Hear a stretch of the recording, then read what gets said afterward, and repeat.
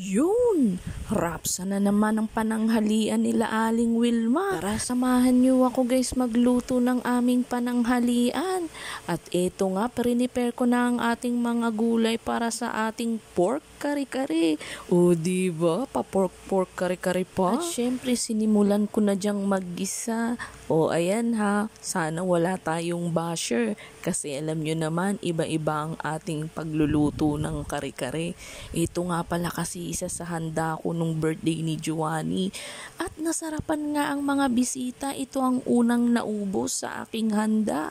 Kaya ayan, i-share ko sa inyo kung paano ko ito niluto. Ang sarap daw kasi. Ginisa ko nga muna pala dyan ang karning baboy sa bawang at sibuyas. At maya-maya niyan, pinakuluan ko ito hanggang sa lumambot ang karning baboy. At pagkakulo ay siya ko namang inilagay isa-isa ang mga gulay tulad ng sitaw, talong, at ang ating pechay. Pinagsabay-sabay ko na nga pala guys ang lahat ng gulay. Alam nyo na, mahirap kasi ang matunaw sa ating bituka lalo kung gabi na. Sure kasi ako, may matitira pa dyan hanggang gabi. Halu-haluin nga lang pala natin to hanggang sa maluto. Nag-crave kasi ulit ako guys kasi parang nabitin ako sa luto ko nung birthday ni Giovanni. Siya nga pala guys, nung birthday ni Giovanni, ang ginamit kong mani ay Happy Peanut butter na nabibili sa grocery store. Ayan, inilagay ko na nga pala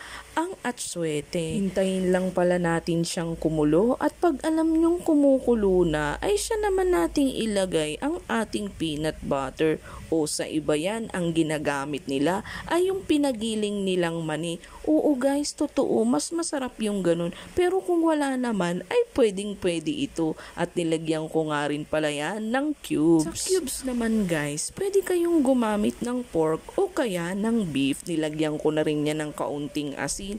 Bakit? Kasi syempre, meron akong mga anak. Gusto nila meron ng lasa ang sauce ng kare-kare. The more you have a peanut butter on your kare-kare, the more na masarap ang ating luto ng kare-kare. O diba? Kaya dapat damihan nyo ng peanut butter para lumabas ang lasa ng kare-kare. Ayan, luto na. Ready to serve. At syempre, wag nyong kakalimutan ang partner ng inyong kare-kare, kundi ang ating bagoong alamang. O, shout out nga pala sa lahat ng paborito ang kare-kare. Ikaw ba? Paborito mo rin ba ang kare-kare? Maraming salamat sa inyong suporta.